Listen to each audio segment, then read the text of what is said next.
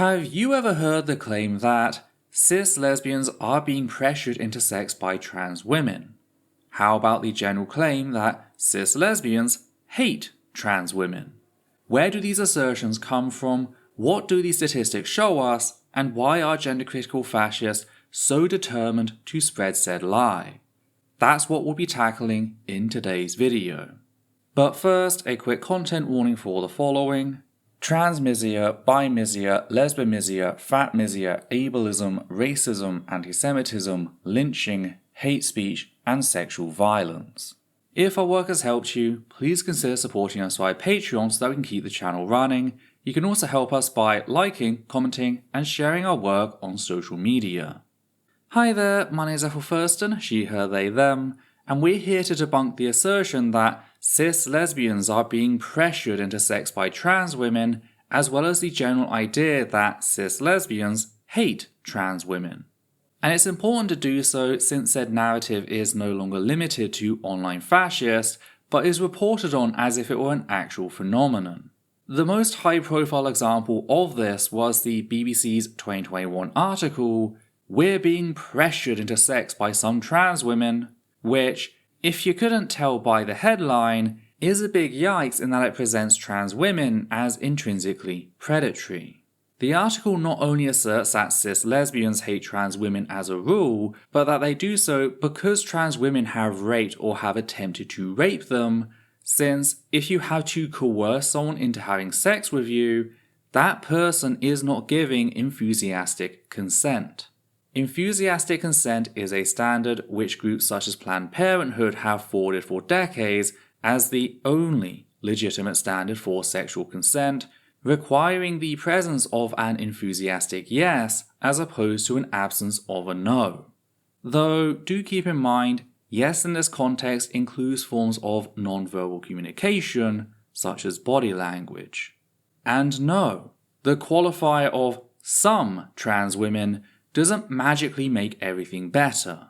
The fact that the BBC is running inflammatory headlines targeting trans women in this way, but not cis men, cis women, or hell, even cis lesbians, a bit of foreshadowing there, suggests that this is some phenomenon unique to trans women, singling them out as being especially predisposed towards said predatory behavior.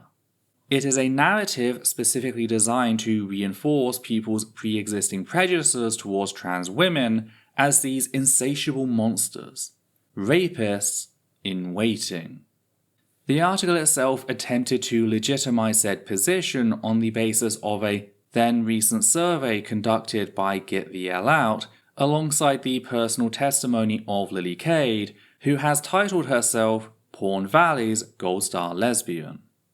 Starting with Lily Cade and the idea that trans women are pressuring cis lesbians into sex, she talks about her experience with a fellow porn star, DeVaux, whom Lily Cade had enthusiastically agreed to shoot a scene with in 2012 after seeing some of Drew's other work, genitals and all.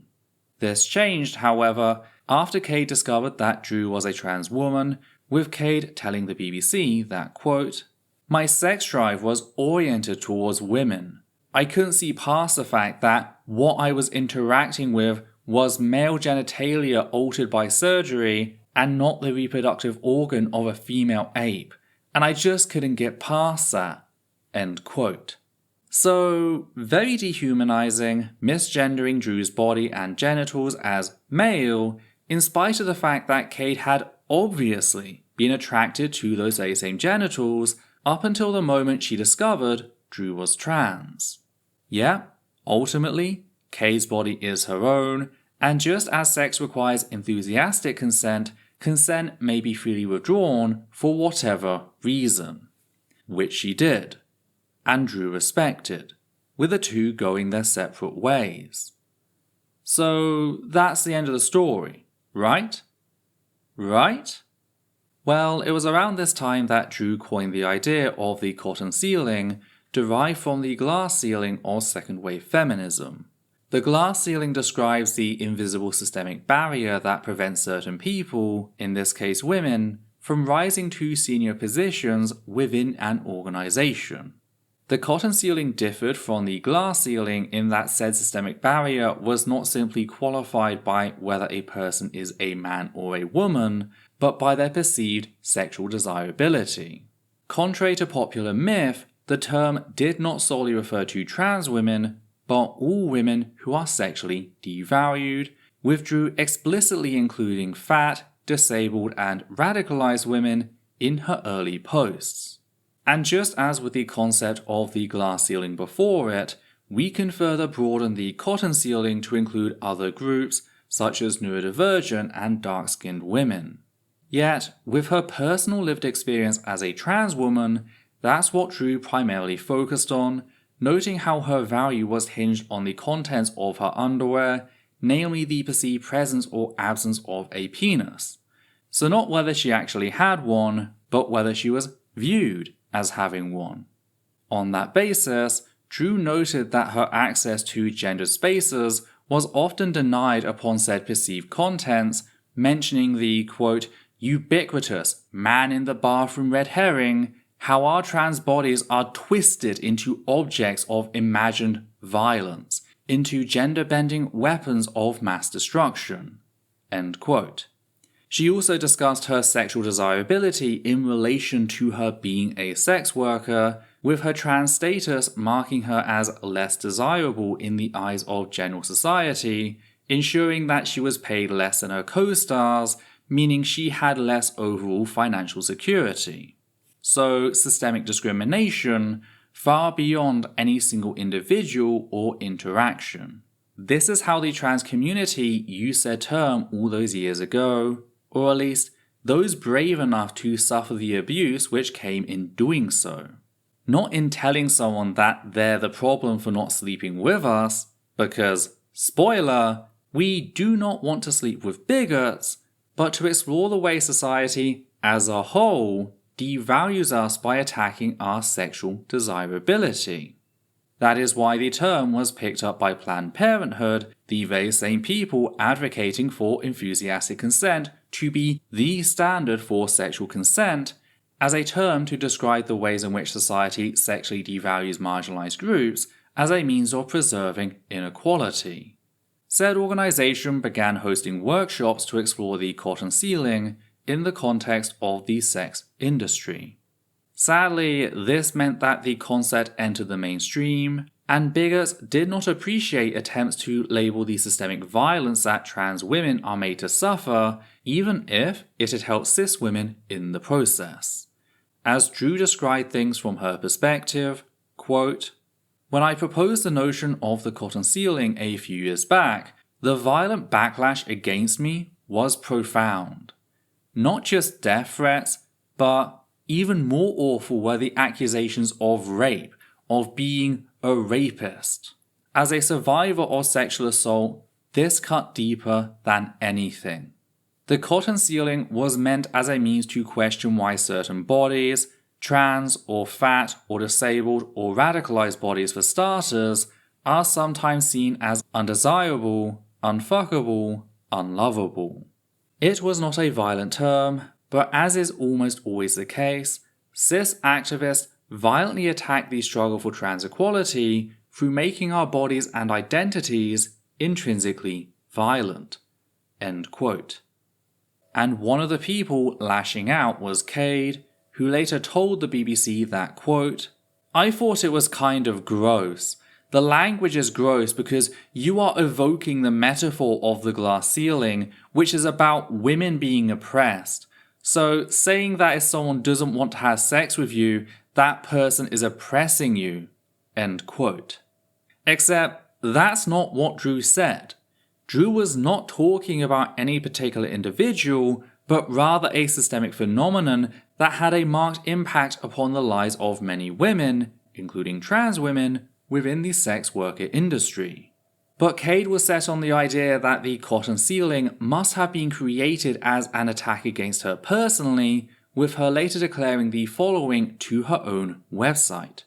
Quote, the monsters named me the cotton ceiling. To break me and others like me, they raped and groomed and tortured and sliced up and desecrated and educated your daughters, because not a single solitary state in all of Western civilization had the balls or the brains or the heart to say no to these freaks. What the fuck is wrong with you? Are you going to let them take me down with some lazy memes while you shit out your shit opinions about shit you know nothing about and masturbate your outrage into your phone and do nothing? Or are you going to take off your goddamn polite society blinders and look this monster in the eyes? I'm the cotton ceiling, bitch. I'm the only one who said no. They took down Mitchfest. They can't take down Lily Cade. She's already dead. I'm the bullet, bitch. I'm a fucking soldier. You ready? I'm ready. We can't fight this within the Matrix. No more back and forth message board internet bullshit. This ends now. Stop arguing on the internet with the bootlicking foot soldiers of the men who are fucking your children and stand the fuck up. Peak trans, bitch. Let's go. Let's see their cotton ceiling and raise them the wall. End quote. It needs to be noted that there's a lot of anti-Semitism in the post, with Cade explicitly mentioning the Great Replacement conspiracy that posits a global order of Jewish people is decreasing white fertility in order to bring about the destruction of white European civilization. It's also the article in which he called for everyone to, quote, lynch Caitlyn, lynch the sisters Wachowski, lynch Laurel Hubbard, lynch Fallon Fox, end quote, all of whom are famous trans women, both on the left and the right, calls which finally got Cade removed from the BBC article. Except that wasn't the only issue. No. Turns out that Lily Cade, the BBC's main authority on how trans women were supposedly pressuring cis lesbians into sex, was a self-confessed serial rapist of cis lesbians. In 2017, after multiple cis lesbians came forward about Lily Cade having sexually assaulted them, Cade confessed to having done so to at least 3 individuals, specifically Jasmine Summers, Honey Gold, and Maron. She did not dispute that what she'd done was rape, but instead stated that she saw it as her, quote, usual hijinks, end quote, and that it, quote, was my thing, end quote, before acknowledging that, quote, some girls didn't appreciate the bathroom trips, end quote. So her trivializing said rape as if it were part of her act and some minor inconvenience. She then asked her victims to reach out to her in private so that she could apologize, which is a massive red flag. Abusers should not be trying to isolate their victims like that, and the fact that she called on them to do so is more than enough to convince me that she's not actually sorry for her crimes. So, not only had Lily Cade lied about Drew's concept of the cotton ceiling, she herself was an actual rapist. Mirror propaganda is a technique often used in the context of hate speech where bigots falsely attribute their own motives and/or intentions to a marginalized community. In short, when a bigot is speaking, every accusation is a confession. To make matters worse, people came forward after the BBC published this article, claiming to have been interviewed only to be left out, people who stated that they had warned the BBC that Lily Cade was a self-confessed serial rapist. And while said claims might have been unsubstantiated to begin with, when the BBC finally removed Cade from their article, citing her calls to lynch numerous trans women as the reason for doing so, they admitted to knowing about her history of rape, stating that, quote, we acknowledge that an admission of inappropriate behaviour by the same contributor should have been included in the original article, end quote. Which is a heavily euphemized way of saying, we knowingly promoted a self-confessed serial rapist of lesbians as the authority for lesbian victims of sexual coercion. Suffice to say, the entire thing was a train wreck. So that's the main narrative dealt with, which just leaves us the survey. Said questionnaire found that, out of the lesbians who responded, 87.5% said that they didn't believe trans women are women, whilst 95% said that they didn't believe trans women could be lesbians. The survey also found that 56% of all respondents reported that they'd felt, quote, pressured or coerced to accept trans women as a sexual partner, end quote, seemingly reinforcing Kay's fantasy. Except there's just one problem. Said survey was conducted by Get the L Out, a known hate group with a history of anti-trans activism. You might remember them as the tiny group of 8 people who forced themselves to the front of London Pride in 2018, passing out leaflets asserting that trans women were coercing cis lesbians to have sex with them, all as part of a coordinated effort by the far right to present trans women as violent monsters. Thankfully, said action backfired, resulting in an outpouring of support for trans women from the cis lesbian community, whom this hateful late did not represent in any capacity.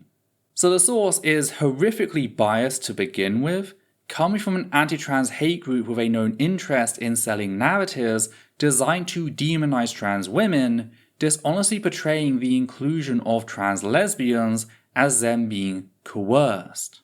And once we understand that, we can begin to pick apart what's actually happening. This issue always comes up when a general group of lesbians include trans women in their spaces.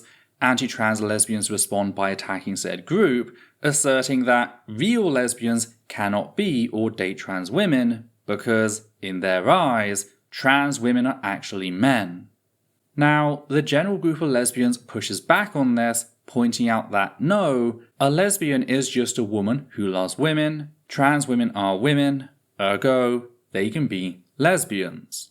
Again, nobody is telling these anti-trans bigots that they, personally, have to date trans women, merely that the term lesbian is inclusive of trans women, just like it is inclusive of black women, disabled women, and fat women. Yet, this simple statement of fact is taken, warped, and then presented by groups such as Get the L Out as proof that they're being pressured or coerced to accept trans women as a sexual partner. That's all they're actually talking about. It also needs to be noted that said bigoted argument is not merely transmisic in that it misgenders trans women, but also lesbomisic and bimisic, since, spoiler, bisexual women can also be lesbians. After all, the word lesbian comes from the Greek island of Lesbos, the home of famous poet Sappho and her school for women, a place where she and her female students wrote love poems for both men and women. Lesbian as a label has always been about women loving women, whether exclusively or alongside other genders. In this it acts as an umbrella term, just like the word gay, which can mean any member of the LGBT+ community.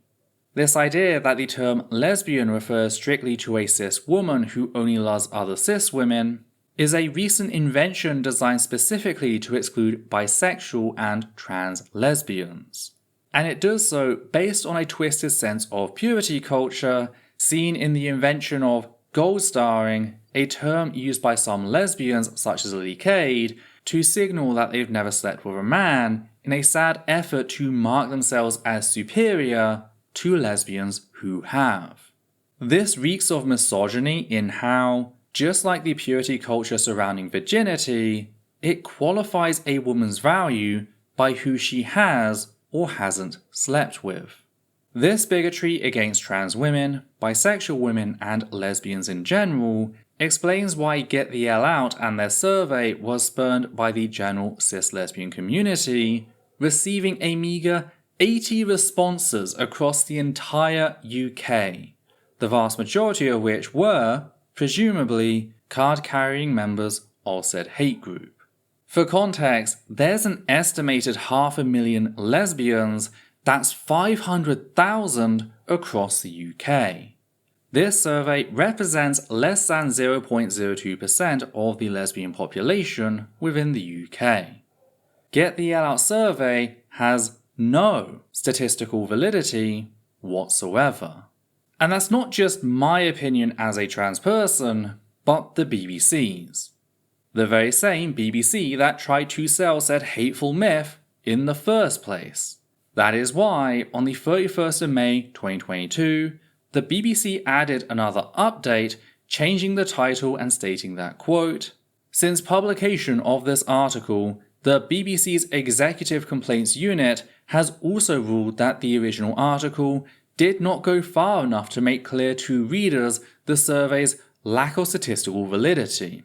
The article has been amended to reflect this finding." End quote. Thankfully, we have actual surveys like the one carried out by YouGov.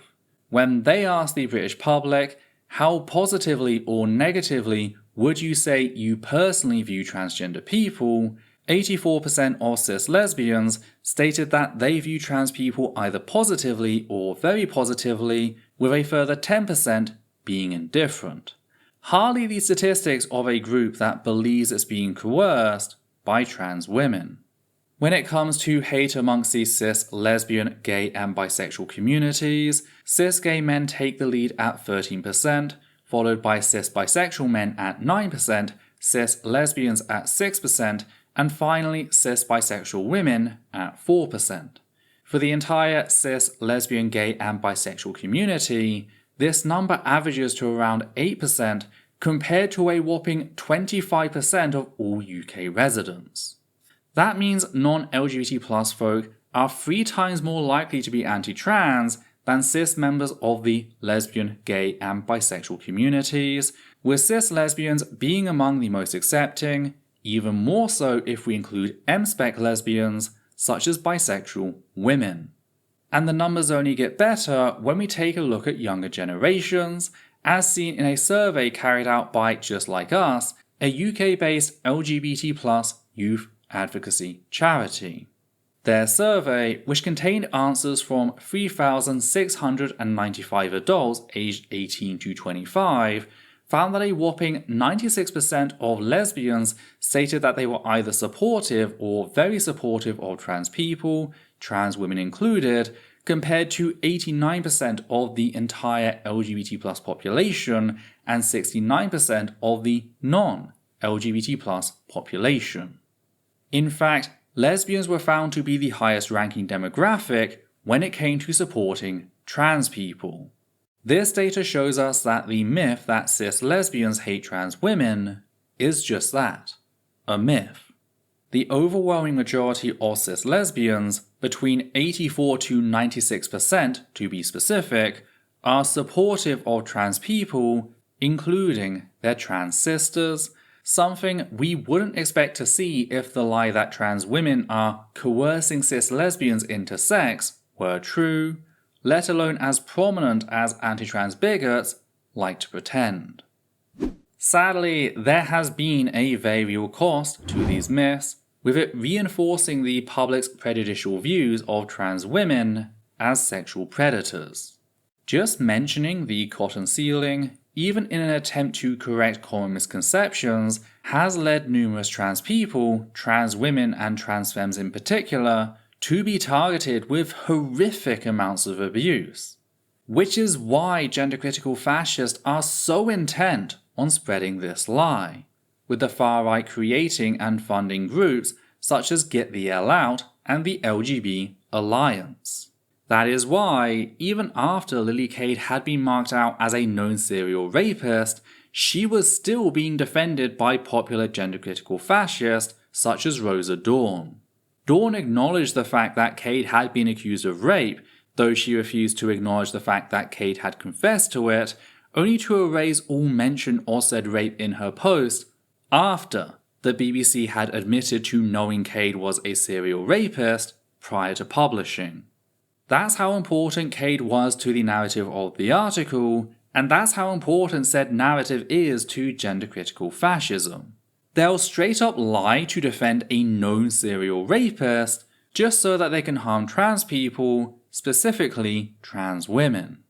Another group harmed by this is cis lesbians. 4%, that's roughly 1 in every 20 lesbians, has stated that the public's perception of them being anti-trans due to the lies propagated by gender-critical fascists has led them to delay coming out, a number that rises to 7% among lesbians aged 25 to 34. This is just another example of how gender-critical propaganda hurts the very people it's pretending to advocate for. Thankfully, this isn't the reality of the situation. You can now state with confidence that the vast majority of cis lesbians support their trans sisters. So go forth and take this news with you. Don't let gender-critical fascists dominate the narrative with claims of sexual coercion. Together, we can break said myth. Though, what do you think? Have you come across this claim, and if so, where? What are your thoughts on the BBC article and the cotton ceiling? Do you know of any other anti-trans myths you'd like to receive their own standalone debunking? Did I miss something you noticed? If so, be sure to let me know in the comments down below.